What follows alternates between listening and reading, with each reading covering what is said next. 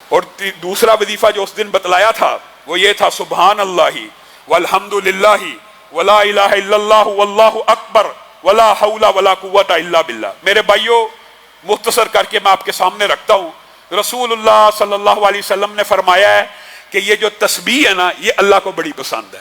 اللہ کی جو تسبیح ہے نا، اللہ کو پسندیدہ اعمال میں سے ہے۔ رسول اللہ صلی اللہ علیہ وسلم نے فرمایا اللہ کو اتنی پسند ہے کہ ایک بندہ ایک سونے کا پہاڑ خرچ کر رہا ہے، سونے کا پہاڑ، اور دوسرا بندہ سارا دن کیا کہہ رہا ہے؟ سبحان اللہ و بحمدہ، سبحان اللہ و بحمدہ، یا اللہ کی تسبیح بیان کر رہا ہے یا اللہ کی حمد بیان کر رہا ہے۔ تو نبی کریم صلی اللہ علیہ وسلم نے کہا یہ تسبیح بیان کرنے والا آگے نکل گیا، سونے کے پہاڑ کو خرچ کرنے والے سے بھی آگے نکل گیا۔ سبحان اللہ کہنے وجہ بھی کیا، وجہ بھی سن لیجئے۔ وجہ یہ ہے کہ قرآن پاک میں بھی وجہ بیان ہوئی ہے کہ اللہ تعالیٰ نے، یہ انسان ہی کم بخت ہے، انسان ہی کم ظرف ہے، ورنہ زمین و آسمان کے مابین جتنی مخلوقات ہیں اللہ کی تسبیح بیان کرتی ہیں۔ اللہ نے قرآن پاک میں کہا ہے لیکن تمہیں ان کی تسبیح کا پتہ نہیں وہ کیا ہے۔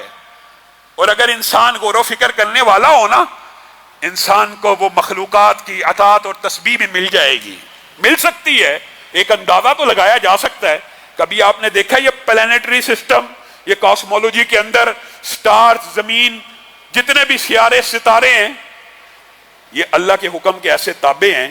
اللہ تعالیٰ نے ان کو جو رستہ دکھایا ہے یہ اس سے 1 سینٹی میٹر بھی ادھر سے ادھر نہیں ہوتے، اور اگر ہو جائیں تو سارا نظام تلپٹ ہو جائے، سارا نظام چوپٹ ہو جائے۔ اللہ کی ایسی اطاعت کرتے ہیں کہ جو صراط، جو فلک، جو مدار، جو گردش اللہ نے جس مخلوق کے لیے مقرر کی ہے، 1 سینٹی میٹر بھی وہاں سے آگے پیچھے نہیں ہوتی۔ وہ مخلوق اللہ کی تسبیح، اللہ کے ڈر سے ایسے چل رہی ہوتی ہے جیسے اللہ نے حکم دیا ہے۔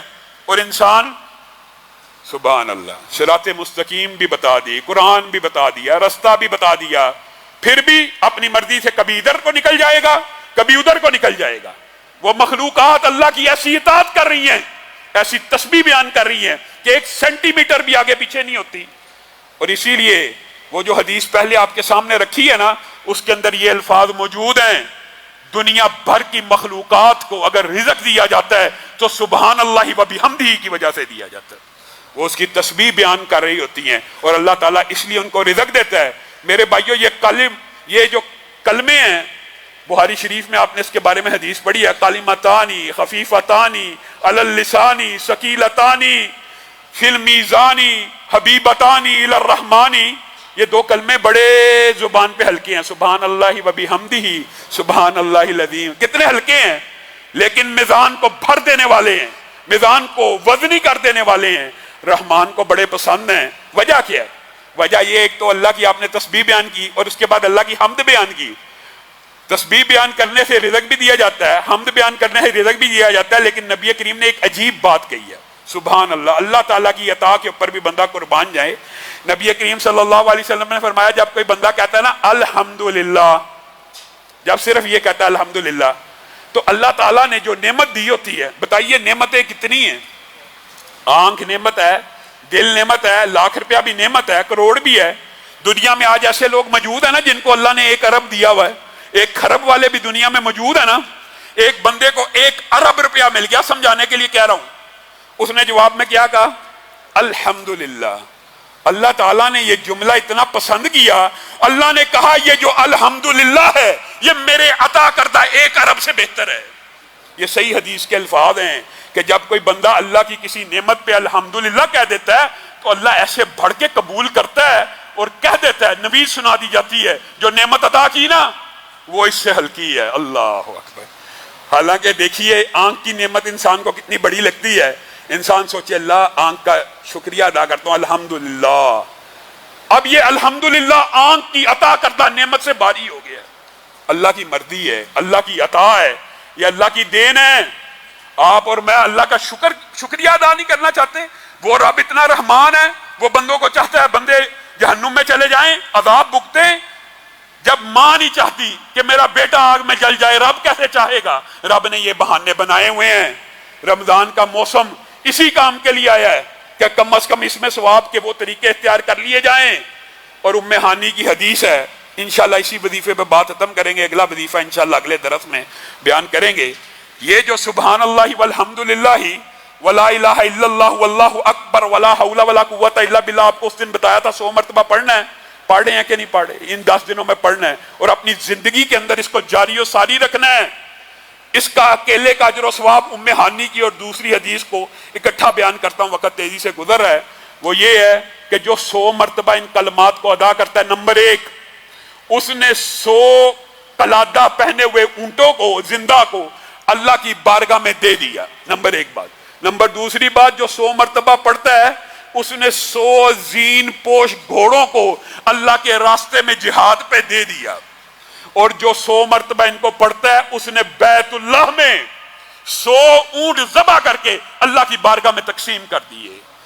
اور تیسرے الفاظ ام ہانی کی حدیث میں ایسے ہیں کہ یہ تو ایسا عمل ہے کہ زمین و آسمان کا خلا 100 مرتبہ پڑھنے سے بھر جاتا ہے۔ اور اس وظیفے کے اندر ایک چیز آپ کو بتائی تھی، سبحان اللہ والحمدللہ ولا الہ الا اللہ واللہ اکبر ولا حول ولا قوت الا باللہ۔ اور نبی کریم جب معراج کی رات گئے ہیں نا آسمان پہ، تو ابراہیم نے 2 باتیں بتائی ہیں، ایک یہ کہا تسبیح اور تحمید سے جنت میں پودے لگتے ہیں، اور دوسری بات کیا کہی تھی؟ لا حول ولا قوت الا باللہ، جنت میں کھجور کا ایک پودا ہے، اپنے امتیوں کو بتا دینا جنت بہت خوبصورت ہے، لیکن اس کی کاشت کس نے کرنی ہے؟ میں نے اور آپ نے۔ اس کی کاشت بھی میں نے اور آپ نے کرنی ہے، اس میں محلات میں نے اور آپ نے تعمیر کرنے ہیں، ہمارے اعمال سے محل قائم ہوتے ہیں، ہماری تسبیحات پڑھنے سے وہاں پہ پودے لگتے ہیں۔ تو لا حول ولا قوت الا باللہ، ایک تو ہمارے باپ ابراہیم نے ہم تک یہ پیغام پہنچایا، لا حول ولا قوت الا باللہ ایک مرتبہ بھی بندہ پڑھے گا تو جنت میں ایک پودا لگ جائے گا۔ اور اس کا ایک فائدہ میں آپ کو بتاتا ہوں، رسول اللہ صلی اللہ علیہ وسلم نے جنت کے دروازوں کے مختلف ناموں کا ذکر آیا ہے، آپ کو پتہ ہے جنت کا ایک دروازہ ہے جس کا نام لا حول ولا قوت الا باللہ ہے۔ کس کو ملے گا؟ جو پڑھے گا تو ملے گا نا، خوش نصیب ہے۔ کم از کم 100 مرتبہ اگر آپ یہ وظیفہ پڑھیں گے تو لا حول ولا قوت الا باللہ 100 مرتبہ پڑھنے سے جنت میں پودا بھی لگ گیا اور جنت کے اس دروازے سے داخل ہونے کے امکان بھی بڑھ گئے۔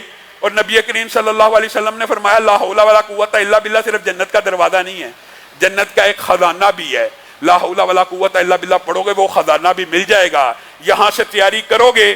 اور اس کلمے کی ایک بہت بڑی فضیلت یہ ہے، آپ نے اگر ہر روز پڑھا آپ تو انشاءاللہ کامیاب ہوگے، لیکن جو بندہ ہر روز نہیں پڑھتا اس کو حالت بیماری میں، حالت غم میں، حالت مصیبت میں یہ کلمہ ضرور پڑھنا چاہیے۔ کیوں؟ رسول اللہ صلی اللہ علیہ وسلم کی یہ حدیث بھی صحیح ہے، جو لا الہ الا اللہ وحدہ لا شریک لہ لہ الملک و لہ الحمد وہو علی کل شیء قدیر کے ساتھ لا حول ولا قوت الا باللہ ملا کے پڑھتا ہے نا، اگر وہ اس بیماری میں فوت ہو جائے گا تو جہنم کی آگ سے بچ جائے گا۔